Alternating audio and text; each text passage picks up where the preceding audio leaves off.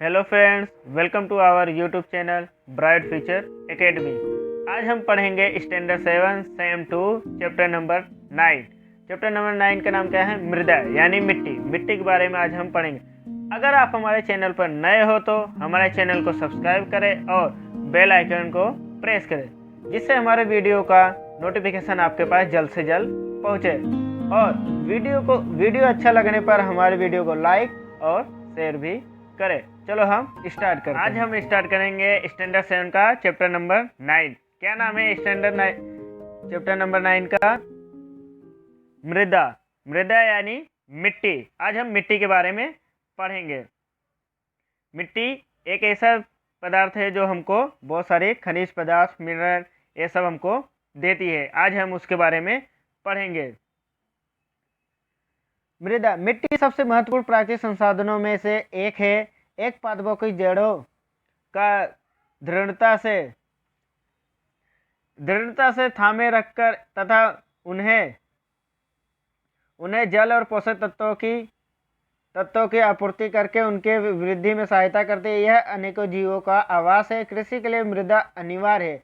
कृषि हम सभी को भोजन, कपड़ा और आश्रय प्रदान करती है। अतः मृदा हमारे जीवन का अभिन्न भाग है। पहली वर्षा के बाद मृदा की सौंधी गंध सदैव ताजगी भर देती है।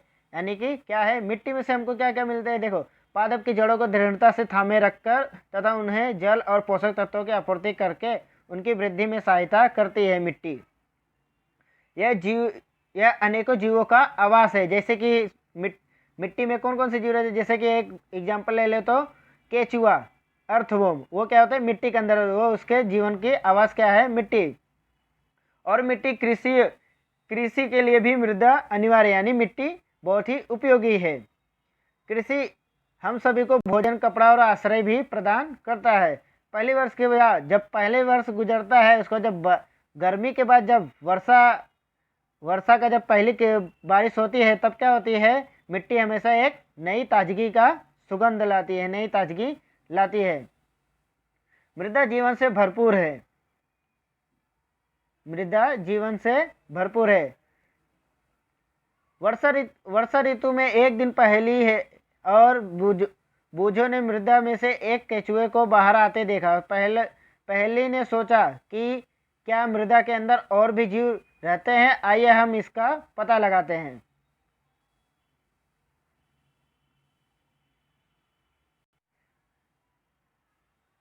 इसके लिए आप हैंडलेस, आवर्धलेस का उपयोग कर सकते हैं। प्रत्येक नमूनों का ध्यानपूर्वक निरीक्षण कर अपने प्रेषणों का 9.1 में लिखना है। अपने प्रेषण के बारे में अपने मित्रों को भी बताएं। क्या आपको मित्र द्वारा एकत्रित किए गए नमूने, आपके द्वारा एकत्रित किए गए नमूने एक जैसे हैं या नहीं? बूझो और पहली ने अनेक प्रकार से मृदा का उपयोग किया है। उन्हें उसमें खेलने पसंद है। यह वाकई बहुत मनोरंजक वाली खेल है। मृदा के उपयोग की एक सूची बनाते हैं। जैसे कि हमारा क्रियाकलाप 1 में क्या है कि बूझो और पहली यह अलग अलग जगह से मिट्टी एकत्रित करते हैं और उसके साथ खेलते हैं और उस मिट्टी की जांच भी करते हैं। विभिन्न स्थानों से मृदा के कुछ नमूने एकत्रित और उनकी ध्यानपूर्वक देखते हैं।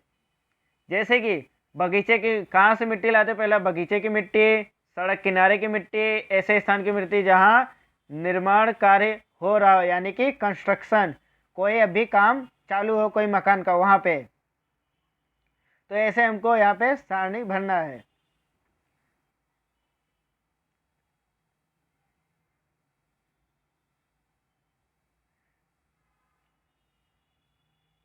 पॉलीथीन की थैली और प्लास्टिक मृदा को प्रदूषित करती है। पॉलीथीन की थैली क्या होती है? हमारी मिट्टी को दूषित करती है। यह मृदा में रहने वाले जीवों को भी हानि पहुंचाते हैं। इसलिए पॉलीथीन की थैली और प्लास्टिक की वस्तुओं के उपयोग पर प्रतिबंध की मांग की जा रही है। अनेकों प्रकार के अपशिष्ट पदार्थ, रसायन तथा कीटनाशक मृदा को प्रदूषित कर रहे हैं। ऐसे अपशिष्ट पदार्थों और रसायनों को मृदा में निर्मित करने से पहले उन्हें उपचारित किया जाना चाहिए। पेड़ के नाशियों का उपयोग कम से कम किया जाना चाहिए। यहाँ पे एक वर्ड क्या यूज किया गया है, कीटनाशी, यानी जो कीटनाशकों पे अपने दवाई छिड़कते हैं उसका भी कम से कम हमें उपयोग करना चाहिए। उससे क्या होता है, अपनी जो मिट्टी खराब होती है। अब देखते हैं मृदा परिच्छेदिका, यानी मिट्टी की प्रोफाइल देखते हैं। मृदा अनेकों परतों की बनी होती है। यह जानने के लिए कि एक परत किस प्रकार की व्यवस्थित रहती है, आप निम्नलिखित क्रियाकलाप पर से देख सकते हैं। जैसे कि क्रियाकलाप नंबर 9.2, थोड़ी सी मृदा लीजिए, ढेलो और अपने हाथ से तोड़कर उनका चिन्ह बना लीजिए। अब तीनों चौथाई जल से भरा कांच का एक गिलास लीजिए और उसमें मुट्ठी भर मृदा मिला दीजिए। इससे कि किसी छड़ से अच्छी तरह से हिलाइए जिससे मृदा पानी में मिल जाए। अब इसे कुछ देर के लिए ऐसे ही रखा रहने दीजिए। कुछ समय के बाद गिलास को, पानी को देखिए और निम्नलिखित प्रश्नों को उत्तर दीजिए। जैसे कि यह है, इसमें क्या किया है, एक मिट्टी का ढेला लिए हैं, उसको पीस कर गिलास में रख दिए हैं। एक भाग मिट्टी है और 3 भाग इसके अंदर पानी है, उसको इसके अंदर रख लिए। तो देखो कितने पार्ट हुए, पहले तो ह्यूमन, उसके बाद जल, मृतिका, बालू और बाजरी। ये कितने प्रकार मिले, 1 2 3 4 5, 5 प्रकार में देखो मिट्टी अपने को दिख रहा है। पहले ह्यूमंस, यानी कि ये अपने खेती में काम आता है। जल यानी पानी, वो तो जानते हो। मृतिका यानी ये भी अपने खेती में काम आता है, बहुत ही कम यार। अब बालू को देखो, बालू भी उपयोगी है पर उतना नहीं, वो किस में उपयोगी है, अपने मकान वकान बनाने में। बजरी, बजरी यानी कि जो ऐसे मिट्टी जिसके आकार बड़े बड़े यानी पत्थर जैसे हो, उसको क्या बोलते हैं, बजरी। ये थे क्या, मृदा के परते। क्या आपको कांच के गिलास में विभिन्न नमक के कणों की परत दिखाई देती है? हाँ दिखाई देती है। देखे अपने कितने परत थे, 5 परत थे।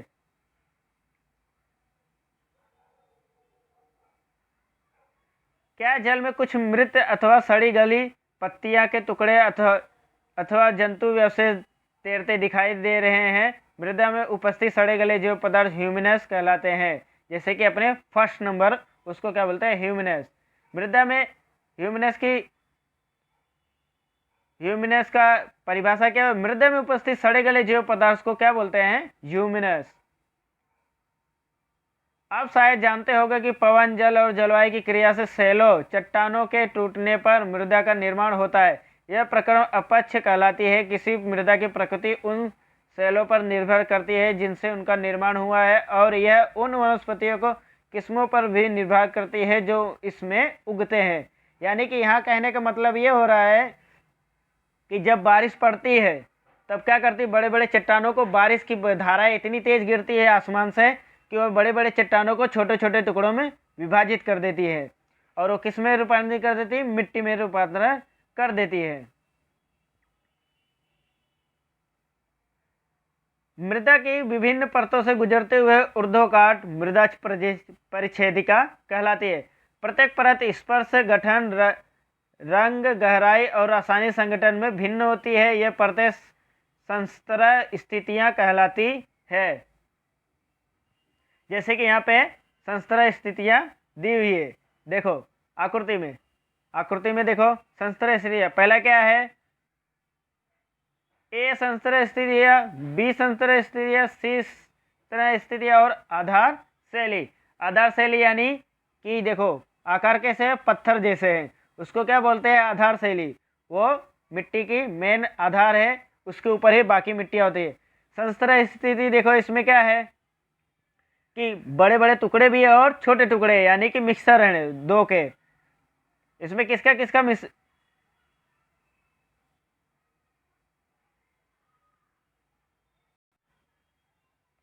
इस इसमें किसका किसका मिश्रण है, बी का और ए, बी का और आधार शैली का इसके अंदर मिश्रण है। अब देखो बी में देखो चट्टाने नहीं दिख रही, सिर्फ मिट्टी दिख रही है, वो है बी स्तर। और ए में देखो अपने उपजाऊ वाले पेड़ देखो दिख रहे हैं जिसमें अपने पैदावार करते हैं, उसको क्या बोलते हैं, ए। ये मिट्टी बहुत ही उपयोगी होता है।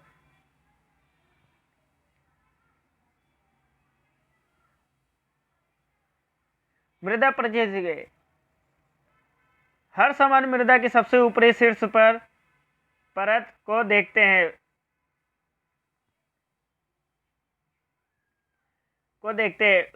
उसके नीचे वाले परतों को नहीं। यदि हम हाल ही में खोदी गई खाई के पार्श्व भाग को देखें तो हमें मृदा की भीतरी परत भी दिखाई देती है। ऐसे स्थिति हम उस स्थान के मृदा प्रच्छेदिका को प्रेक्षण कर सकते हैं। मृदा प्रच्छेदिका को कुएं की खुदाई करते समय अथवा किसी इमारत की नींव खोदते समय भी देखी जा सकती है। इसे पहाड़ों पर, सड़कों के किनारे अथवा नदियों के खड़े किनारे पर भी देखा जा सकता है। यानी कि हमको क्या है, हमेशा मिट्टी का पहला ही परत देखने को मिलता है, दूसरा तीसरा चौथा परत अपने को देखने को नहीं मिलता। वो कब देखने को मिलता है, जब उसमें धरती में अपने अधिक मात्रा में गहराई करते, जैसे 7 फुट 8 फुट इतने नीचे जाते तो हमको अलग अलग भूमि की यानी मिट्टी के परत देखने को मिलते हैं। पहले क्या होता है, उपजाऊ वाला था, उससे नीचे थोड़ा कम उपजाऊ, उससे नीचे कम उपजाऊ, यानी कि मिट्टी कंकड़ ऐसे सब मिक्सचर मिलते जाते हैं नीचे तक। ऐसा होता है मिट्टी का। सबसे ऊपर वाली संस्तृत स्थिति सामान्यतः गहरे रंग की होती है क्योंकि यह ह्यूमस और खनिजों से मिलकर बनी हुई होती है। सबसे ऊपर वाली में किस रंग का होता है, गहरे रंग का है।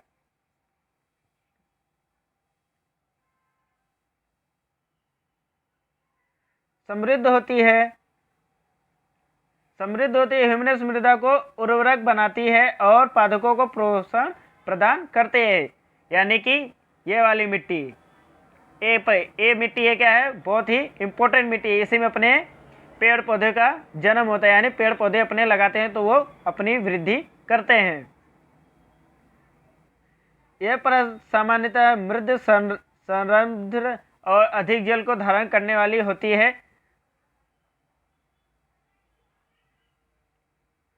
शीर्षा मृदा अथवा ए संस्तृत स्थिति कहते हैं।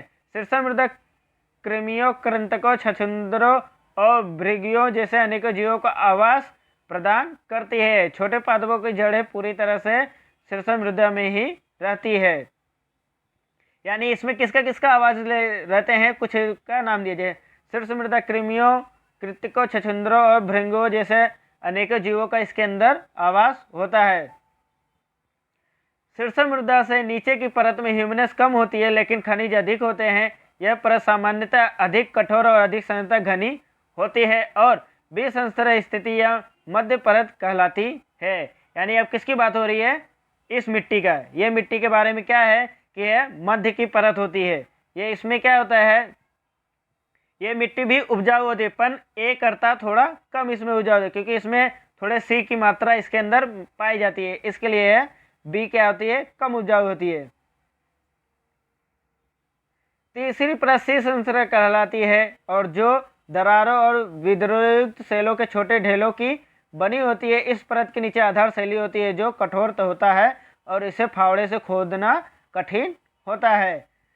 बी के बाद किसका आता है, सी। ये किसका होता है, थोड़ी मिट्टी और कंकड़ों से मिलकर ये मिट्टी बनी होती है सी, और उसके नीचे क्या आता है, आधार शैली। ये पूरा ही कंकड़ का ही बना होता है जिसके कारण पूरी हमारी पृथ्वी टिकी है। यहाँ पे हम फावड़ा कुदारी कुछ भी चला सकते हैं, वो यहाँ पर नहीं चल पाएगा।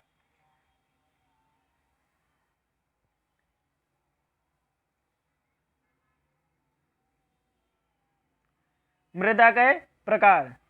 अब क्या है, मृदा के प्रकार।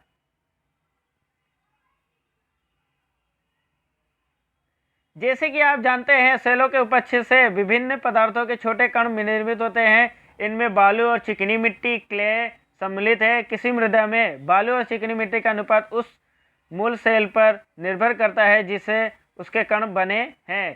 सेल कणों को और ह्यूमस का मिश्रण मृदा कहलाती है। मिट्टी की परिभाषा क्या है वो हम देखते हैं। सेल कणों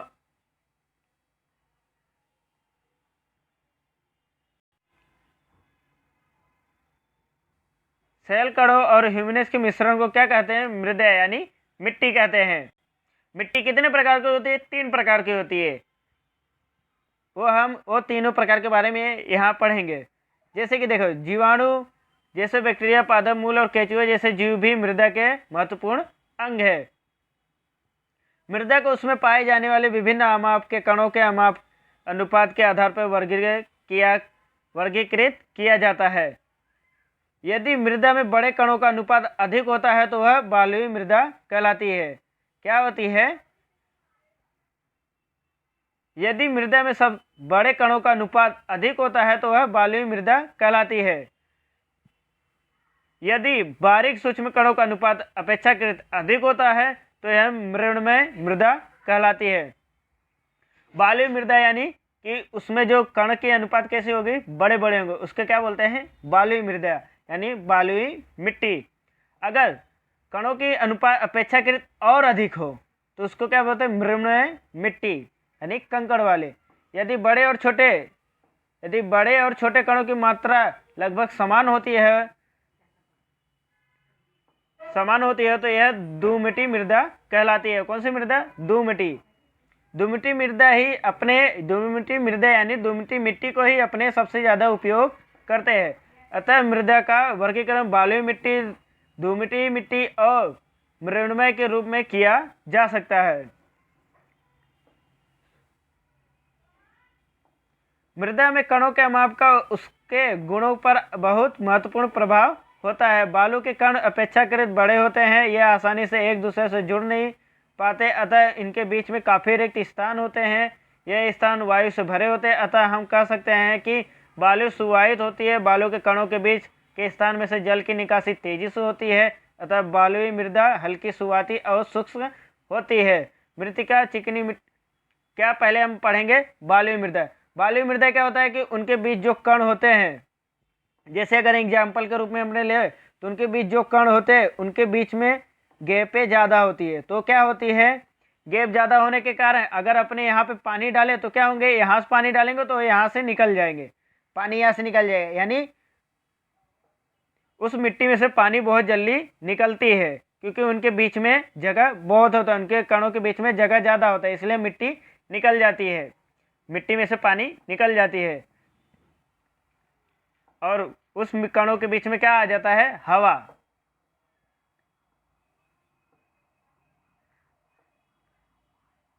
बालुई मृदा कैसी होती है? हल्की, सुवादी और शुष्क होती है। मृत्तिका यानी चिकनी मिट्टी के कण सूक्ष्म बहुत छोटे होने के कारण परस्पर जुड़े रहते हैं और उनके बीच रिक्त स्थान बहुत कम होता है। बालुई मृदा के विपरीत इन कणों के बीच के सूक्ष्म स्थानों में जल रुक जाता है, अतः चिकनी मिट्टी में वायु कम होती है लेकिन यह भारी होती है क्योंकि इसमें बालुई मृदा की अपेक्षा अधिक जल रोकती है। बालुई मृदा क्या करती है? कम जल रोकती है और ये चिकनी मिट्टी क्या होती है? अधिक जल रोकती है, जिसके कारण इसमें पानी अधिक होते हैं। जैसे कि इनके कण के बीच की जो मात्रा होती है वो छोटे छोटे यानी कि पास पास में रहेंगे। तो इसमें अगर आप अपने पानी डाले तो क्या होगा? यहाँ से अगर पानी डाले तो पानी इस साइड बहुत ही कम मात्रा में निकलेगा। इनके बीच में जो हवा की मात्रा है वह बहुत ही कम रहता है, इसके कारण इसको क्या बोलते हैं? चिकनी मिट्टी। और यह पानी सोख लेगा और भारी हो जाती है, इसलिए अपने जब चिकनी मिट्टी के ऊपर पैर रखते हो तो क्या होता है? अपने फिसलते हैं।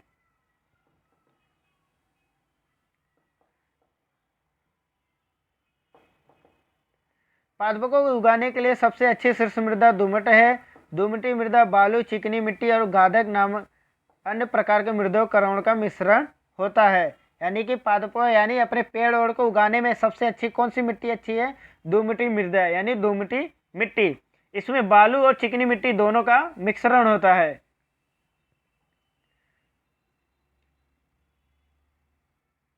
गाद नदी तलों आधार में निरपेक्ष के रूप में पाई जाती है। गाद का कणों का अमाप साइज बालू और चिकनी मिट्टी के अमापों के बीच का होता है। दोमटी मृदा में ह्यूमनेस होती है। इस प्रकार की मृदा में पादपों की वृद्धि के लिए उचित मात्रा में जल धारण क्षमता होती है।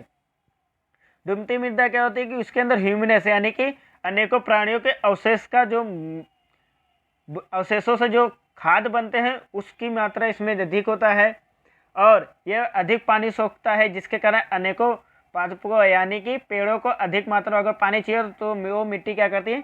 पानी उन पेड़ों को देती है। देखते हैं चित्र 9.4 में। 9.4 में देखो चित्र ए दिया है, बी, सी, डी और ई। चित्र बी में 9.4 के बी में, लेकिन ध्यान रहे कि चिपचिपा नहीं होना चाहिए, मृदा से गोला बनाने का। 9.4 सी में प्रयास करें कि किसी समतल सतह पर इस गोले को एक बेलन के रूप में बेल ले, और 9.4 डी इस बेलन में छल्लों को बनाने का प्रयास कीजिए।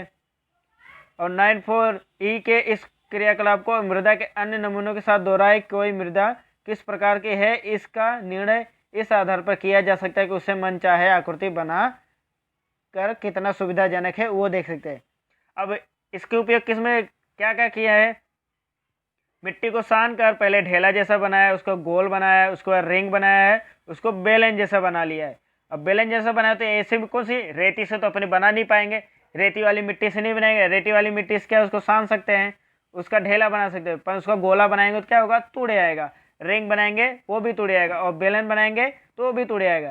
तो इसमें किसके उपयोग करते हैं, अपनी चिकनी मिट्टी का। चिकनी मिट्टी में क्या होता है कि एक दूसरे जो कण के जुड़ने की क्षमता होती है वो सबसे ज़्यादा होता है, जिसके कारण उनके बीच की हवा कम होता है और पानी अधिक लेते हैं और वह जुड़ जाते हैं। तो उनसे क्या ढेला बना सकते हैं, गोल भी बना सकते हैं, रिंग भी उनसे बना सकते हैं और बेलन भी बना सकते हैं।